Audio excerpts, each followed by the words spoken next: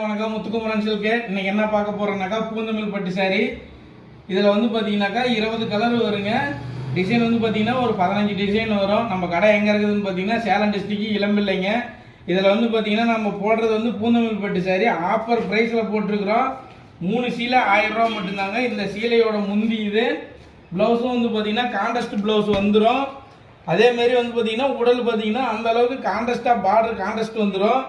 ஒரு பக்கம் சின்ன பார்டர், ஒரு பக்கம் பெரிய பார்டர் வரும்.